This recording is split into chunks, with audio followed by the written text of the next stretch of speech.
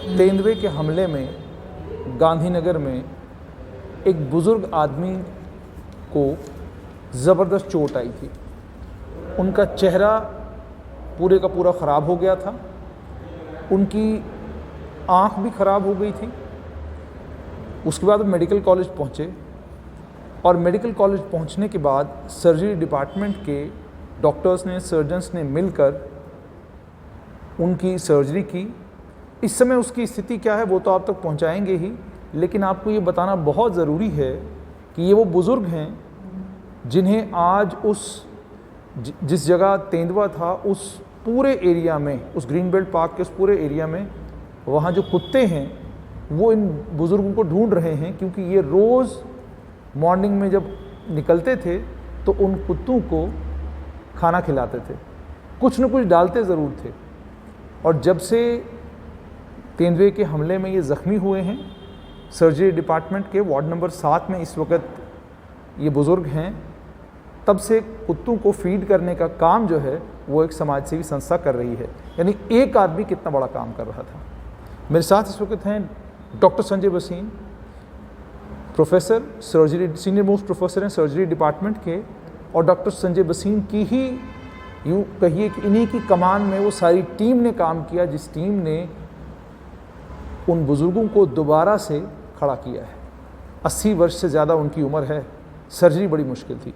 Doctor साहब, सबसे पहले तो आपको बहुत मुबारकबाद कि एक वो शख्स जिसका इंतज़ार ग्रीन बेल्ट पार्क के वो तमाम जानवर कर रहे हैं, जिन जानवरों की वो रोज़ फीडिंग कराया करते थे, तेंदुए के हमले में ज़ख्मी हुए। सबसे पहले तो आपसे ये जानना चाहूँगा, कब आए थे, स्थिति क्या थी जिस समय वो आपके पास पहुँचे? देखिए, ये 6 तारीख को हमारे पास आए थे। हमारी इमरजेंसी थी लगभग 1-1:30 बजे के करीब। ये हिस्ट्री लेके कि इनके ऊपर लेपर्ड का अटैक हुआ है कहीं जम्मू सिटी के अंदर ही, और इनकी हालत उस वक्त बिल्कुल ख़राब थी। इनकी जो लेफ़्ट आई थी वो पूरी तरह से ब्लीड कर रही थी। इनका पूरा लेफ़्ट वाला फेस जो था उसका मसल्स और स्किन और सारी हड्डियां सामने दिख रही थी और बहुत ज़्यादा ब्लीड कर रहे थे। हमने इमीडिएटली एक्शन लिया और एक कंबाइंड टीम जो है, ट्रॉमा टीम जो है, उसमें general surgeon, plastic surgeon, ENT surgeon और आई सर्जन को मिलाकर पहले इनिशियल हमारा ये था कि उनकी जान बचानी है, बाकी चीज़ें बाद में होती रहेंगी, क्योंकि हेमरेज ब्लीडिंग इतनी ज़्यादा थी कि उसको ऑर्डिनरली कंट्रोल करना बहुत मुश्किल था। थिएटर में ले जाया गया और मल्टी डिसिप्लिनरी टीम ने सबसे पहला काम ये किया कि उनकी ब्लीडिंग जो पॉइंट्स थे वो उनको कंट्रोल किया गया। मैं आपको बता दूं कि मसल लॉस था और उसके साथ साथ जो नीचे जबड़े तक जो हड्डियां थी उनमें टोटल इस ढंग से पंजा बजा था कि टोटल लॉस उसमें था और ब्लीडिंग पॉइंट जो है बहुत ज़्यादा थे। एनीहो, हमारी टीम ने ब्रिलियंटली काम करके उसको कंट्रोल किया और थोड़ी बहुत स्किन को भी अप्रॉक्सीमेट कर दिया। लेकिन क्योंकि आई में इतनी ज़्यादा इंजरी थी कि आई को हम किसी भी सूरत में बचा नहीं सकते थे, इसलिए वो तो लॉस था ही, टोटल लॉस था। आहिस्ता आहिस्ता डॉक्टरों की मेहनत ने रंग लाया और आज ऑलमोस्ट आज 5-6 दिन के बाद जो है। डॉक्टर साहब, एक चीज़ और भी सुनने में को मिली कि उन्हें पार्किंसंस की भी बीमारी, डिजीज़ है, और पार्किंसंस की डिजीज़ के लिए वो एक दवाई भी ले रहे थे कोई। क्या उस दवाई के कारण उनका ब्लड इतना पतला था कि ब्लड लॉस हो रहा था, या ब्लड लॉस के कोई और कारण थे? नहीं, वो दवाइयाँ तो खैर कुछ एक होती हैं जो पतला करती हैं खून, लेकिन आप देखिए जो फेस है, बॉडी के अंदर फेस का जो हिस्सा है वो बहुत ज़्यादा वेस्कुलर होता है, बहुत ज़्यादा वेसल जो हैं उसमें होती हैं, खासकर स्किन में और मसल में और इवन बोन्स के इर्द गिर्द बहुत ज़्यादा वेसल्स होती हैं। उनका जो डैमेज था, जो स्ट्रक्चरल डैमेज था, जो टिश्यू डैमेज था, बोन डैमेज जो था वो इतना ज़्यादा था, मल्टीपल जगह पे जो है ब्लीडिंग पॉइंट्स थे, तो इसलिए वो कारण था। वो दवाई लेते हैं, पार्किंसोनिज्म की दवाई लेते हैं, वो एक बहुत बड़ा कारण। डिफ़िकल्ट था डॉक्टर साहब, क्योंकि 80 साल से ज़्यादा तो इनकी उम्र बताई जा रही है, ब्लड लॉस भी हुआ है, उसके बाद पेशेंट जो है वो आपके पास जिस समय आ रहा है तो चेहरे की हालत बहुत ख़राब है, डिफ़िकल्ट था। ये लाइफ टाइम है जुनैद जी, आपको बताऊं, ऐसे केसेस लाइफ टाइम एक्सपीरियंस में रहते हैं। हालांकि हम लोग लेपर्ड द्वारा या जो बियर मॉल के अटैक्स, डॉग के अटैक्स जो हैं वो आमतौर पर हम लोग देखते रहते हैं, किसी के कान को काट दिया, किसी के नाक का वो डिसफिगरमेंट हो गई, वो चीज़ें आती। लेकिन इनका तो ये था कि इनका फेस का half of the face was totally damaged और लेफ़्ट साइड की जो आई है वो पूरी तरह से डैमेज थी। तो डिफ़िकल्ट तो था ही, लेकिन ये है कि हमें शाबाशी देनी चाहिए अपनी डॉक्टर्स की टीम को कि उन्होंने बहुत बढ़िया काम करके at least to at first instance उनकी लाइफ बचा दी। अब जो थोड़ी बहुत लॉस है, आई का लॉस है, वो आई स्पेशलिस्ट जो हैं उसको सॉकेट बना के जो भी उन्होंने करना है वो करेंगे। कोई डुप्लीकेट बाद में अगर कुछ डालना है उनकी सेटिस्फेक्शन के लिए वो तो होता रहेगा। लेकिन हमारा सबसे बड़ा जो चैलेंज था वो ये था कि जितना ब्लड लॉस हो रहा है उसको रोकना है। कई बार जुनेद जी ऐसा होता है कि कोई मेजर वेसल जो है वो डैमेज हो जाए तो उसमें कई बार जो उसको कंट्रोल नहीं किया जा सकता, लेकिन डॉक्टर्स की टीम ने बहुत बढ़िया से परफॉर्म करके उनकी जान को बचा दिया और जो ब्लीडिंग थी उसको कंट्रोल कर लिया। अरे डॉक्टर साहब, एक चीज़ और आपसे समझना चाहूँगा, कोविड-19 के केसेस जम्मू शहर में बढ़ रहे हैं, उसके बीच में इस तरह के कितने जब पेशेंट आपके पास आते हैं कि जैसे लेपर्ड ने पंजा मारा है या डॉग अटैक है या किसी और जानवर ने अटैक किया है, तो आप डॉक्टर्स के दिमाग में उस समय क्या रहता है कि पहले इसका टेस्ट करवाएं, पॉजिटिव नेगेटिव पता करें, या सीधा जी पहले ले आओ, ऑपरेट करना स्टार्ट करते हैं, ब्लड लॉस को रोकते हैं, उसके बाद टेस्ट वेस्ट देखी जाएगी? नहीं, ऐसा एटलीस्ट हम लोग ऐसा नहीं करते हैं। और सबसे बड़ी बात यह है कि हमारे पास अभी जो रैपिड किट्स हैं वो अवेलेबल हैं, और अब ये गाइडलाइंस में भी है कि आपने just because of non availability of Covid RT-PCR आपको किसी भी सर्जरी को, और इमरजेंसी सर्जरी को तो आपने रोकना नहीं है। रैपिड है, आपको भी पता है, आप जानते हैं अच्छी तरह से, 1 मिनट में 2 मिनट में उसकी रिपोर्ट आ जाती है। रैपिड किया, नेगेटिव है, we don't think of anything other than operating the patient, और वो हो जाता है। ऐसा नहीं है कुछ। डॉक्टर साहब, ये भी बताइए कि ये जो लेपर्ड अटैक का था, ये पहला मामला था जो आपने जिसमें आपकी डॉक्टर्स की टीम ने काम करके कम से कम उनको, मैं आज जब मैं हॉस्पिटल गया, आप सब लोगों को भी बताऊं कि जो चचा हैं वो बहुत हद तक ठीक हैं और उनके परिवार के लोग वहाँ पर थे, हमने उनसे बातचीत भी की, लेकिन मेडिकल कॉलेज में वार्ड के अंदर जाकर कैमरे का इस्तेमाल करना वंचित है, नहीं किया जाना चाहिए। प्राइवेसी होती है पेशेंट्स की, प्राइवेसी होती है डॉक्टर्स की, और जिस वक्त हम कैमरे का इस्तेमाल करते हैं तो दाएं बाएं पेशेंट्स जो हैं जिन्हें, और बीमारी एक ऐसी चीज़ है हर आदमी छुपाना चाहता है कि भाई बीमारी किसी को पता ना चले, कि एक बड़ी प्राइवेट सी चीज़ होती है, कोई पब्लिक चीज़ नहीं होती, पब्लिक करने वाली चीज़ नहीं होती कि आप अपनी बीमारी लोगों को बताते चलें कि जनाब मुझे ये बीमारी है। बैंक वाला आपको लोन नहीं देगा, किसी ने कर्जा देना होगा वो कर्जे देने से इनकार करेगा। बहुत सारी और परेशानियां जो हैं आपकी बीमारी के पब्लिक होने के बाद जो है और परेशानियां आपके लिए बनती। इसलिए गुजारिश ये कि आप अगर कैमरा लेके अस्पताल जा रहे हैं तो उसका इस्तेमाल मेहरबानी करके मेडिकल कॉलेज के कमरों के अंदर ना करें। डॉक्टर साहब, आपसे अब ये जानना चाहूँगा, मैं उनसे मिला, बातचीत की, तो मैंने उनको पूछा अब कि आप कैसे हैं, तो उनके परिजन वहाँ पर थे, उन्होंने कहा कि नहीं अब काफ़ी बेहतर हैं। डॉक्टर साहब भी एक थे, उन्होंने भी कहा कि अब काफ़ी हद तक वो ठीक है।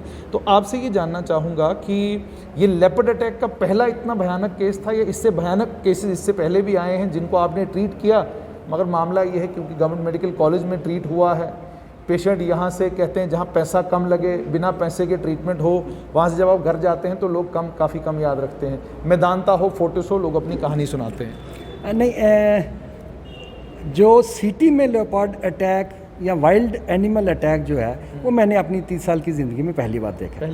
लेकिन आपकी जो हिली टेरेंस हैं, खासकर डोडा, किश्तवाड़, राजौरी, पुंछ के ऊपर के इलाके या बनी बसोली के ऊपर के इलाकों से हमारे पास ऐसे काफ़ी केसेस आते हैं। इवन जो आपके डोमेस्टिक एनिमल्स हैं, ऊँट के काटने का आ जाता है कई बार दूसरे जो हमारे डोमेस्टिक एनिमल्स हैं उनके काटने के, ज़्यादातर हम बियर मॉल जो अटैक हैं वो देखते हैं, आते हैं हमारे पास। साल में 5, 7, 10 बार ऐसे पेशेंट्स हमारे उसमें आ जाते हैं, ज़ेरे गौर आते हैं और हम लोग उसको ट्रीट करते हैं। लेकिन इसमें ये था, इसमें सबसे बड़ी बात ये थी कि इसमें एक तो ये ताज़ा था, क्योंकि जो बनी से आएगा वो कुछ ना कुछ फर्स्ट एड लेके आएगा, कोई ना कोई फर्स्ट एड।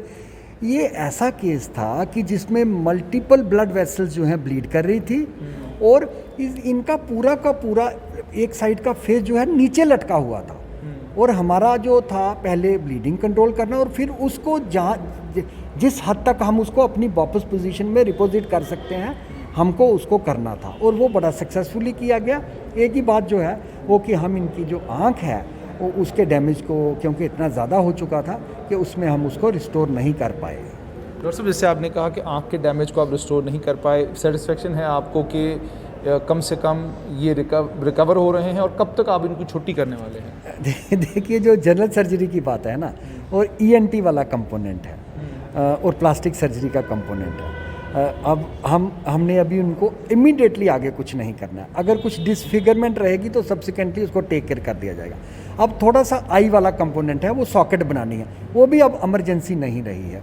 तो जैसे आपने शुरुआत की थी, मैं भी ये कहता हूँ कि इनके परिजनों को तो इनकी वापसी की बहुत ज़्यादा ज़रूरत है और वो राह देख रहे हैं। मैं सोच रहा हूँ कि जो बेचारे जो जानवर हैं, जो वो इनकी जो राह देख रहे हैं, उनके लिए भी ये एक बहुत सुकून की बात होगी, और हमारे लिए एज ए ट्रीटिंग डॉक्टर्स हमारे लिए तो बहुत बड़ी सुकून की बात होगी कि ये अपने परिजनों के पास पहुंच गए हैं और ये उनके पास पहुंच गए, रूटीन में आ गए हैं। तो ये बड़ी जल्दी, मैं तो इनको मंडे, कल नहीं तो परसों अपनी वार्ड से इनको डिस्चार्ज कर दूंगा, after taking consultations from I, ENT and plastic surgeon. आखिर में डॉक्टर साहब, गवर्नमेंट मेडिकल कॉलेज में बहुत सारे ऐसे ऑपरेशन होते हैं, बहुत सारी ऐसी ट्रीटमेंट्स होती हैं जो गवर्नमेंट मेडिकल कॉलेज के डॉक्टर्स करते हैं। एक ICU में पेशेंट पहुंच जाता है, ICU से वापस उस पेशेंट को 2 टांगों पर खड़ा करके उसको घर भेजने का काम भी गवर्नमेंट मेडिकल कॉलेज में डॉक्टर करते हैं।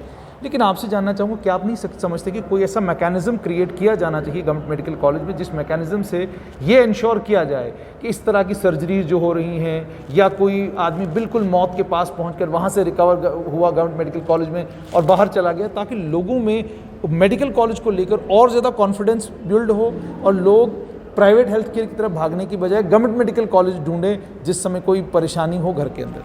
हाँ, ये तो मैं मानता हूँ इस बात को कि एक जो विश्वास है लोगों के अंदर, जो कॉन्फिडेंस है, वो मेडिकल कॉलेज के अंदर आना चाहिए। मैं थोड़ी सी आपसे शेयर करना चाहूँगा कि इसमें मीडिया का बहुत ज़्यादा रोल है, जिसको हम पॉजिटिव जर्नलिज़म कहते हैं। क्योंकि मैंने आपसे पहले भी शायद एक बार शेयर किया था कि मैं भी जर्नलिज़म से 1991 से जुड़ा हुआ हूँ, और मेरे बहुत सारे प्रोफेशनल आर्टिकल जो हैं वो आते रहते हैं, और आप जैसे साथी जो हैं कभी कभार प्रोफेशनली मेरा इंटरव्यू करते रहते हैं। एक तो पॉजिटिव जर्नलिज्म है। दूसरी बात, जो हमारे एडमिनिस्ट्रेटिव सिस्टम में लोग हेल्म ऑफ द अफेयर्स बैठे हुए हैं, उनको ये सोचना पड़ेगा कि हमें कोई हॉस्पिटल का स्पोक्स पर्सन जो है वो नियुक्त करना पड़ेगा, ताकि जो हम एक्स्ट्रा ऑर्डिनरली ब्रिलियंट काम, मैं इसको ये बोलूँगा कि हम एक्स्ट्रा ऑर्डिनरली ब्रिलियंट काम करते हैं और बहुत संगीन परिस्थितियों में करते हैं, डिफ़िकल्ट कंडीशंस में करते हैं, क्योंकि मेडिकल कॉलेज, जो गवर्नमेंट मेडिकल कॉलेजेस हैं, उनके अंदर बहुत ज़्यादा रश हैं, क्योंकि मेजॉरिटी ऑफ द पीपल वो अफोर्ड नहीं करते हैं प्राइवेट सिस्टम को, तो पूरा का पूरा उसका ब्रंट जो है वो मेडिकल कॉलेज को उठाना पड़ता है। तो एक तो पॉजिटिव जर्नलिज्म, और दूसरा जो है जो एक स्पोक्स पर्सन जो है वो होना चाहिए, जो ऐसी चीज़ों को मीडिया के आप लोगों के सामने लाए और आप लोग उसको पॉजिटिव वे से, जैसे आज आप कर रहे हैं, पॉजिटिव वे से उसको लोगों में रखें, ताकि लोग एक जो कॉन्फिडेंस की भावना लोगों के अंदर आए और लोग जो हैं ज़्यादा से ज़्यादा मेडिकल कॉलेज का फ़ायदा ले सकें। बहुत बहुत शुक्रिया। तो ये थे डॉक्टर संजय वसीम। आपने डॉक्टर संजय वसीम की ज़ुबानी सुन लिया कि जिस समय वो बुज़ुर्ग सर्जरी के वार्ड में पहुंचे थे तो स्थिति बहुत गंभीर और बहुत ख़राब थी, मल्टीपल जगह से खून निकल रहा था, लेकिन उसके बाद सर्जरी हुई है। सर्जरी होने के बाद आज जब हमने उन बुज़ुर्ग से मुलाकात की है, 80 साल से ज़्यादा उनकी उम्र है, और सबसे ख़ास बात ये कि वो तमाम जानवर जो ग्रीन बेल्ट पार्क में इंतज़ार करते थे कि सुबह अंकल आएंगे और हमें कुछ खिलाएंगे, शायद जल्द वो दिन आएगा, बुधवार हो, थर्सडे हो, फ्राइडे हो, या हो सकता है अगले महीने वो दिन ज़रूर आएगा जब वो दोबारा से वॉक पर निकलेंगे और इन जानवरों को खाना खिलाएंगे। आप सभी लोगों से गुजारिश कि अगर आप किसी भी जंगली जानवर को सड़क के ऊपर देखते हैं तो मेहरबानी करके 100 नंबर डायल करिए, पुलिस को बताइए, बहादुरी दिखाने की कोई ज़रूरत नहीं है। और दूसरी चीज़ ये, जानवर कहीं अगर दिखता है तो जमा होने की कोई ज़रूरत नहीं, शोर गुल करने की कोई ज़रूरत नहीं, क्योंकि ये जानवर और ज़्यादा फेरोशियस हो जाते हैं और ज़्यादा ख़तरनाक हो जाते हैं जब ये अपने इर्द गिर्द शोर गुल सुनते हैं। और आखिर में बात ये, डॉक्टर्स बहुत अच्छा काम भी करते हैं, लेकिन अफसोस ये कि डॉक्टरों का अच्छा काम मुझे और आपको कम भाता है, हम इसको कम रिपोर्ट करते हैं।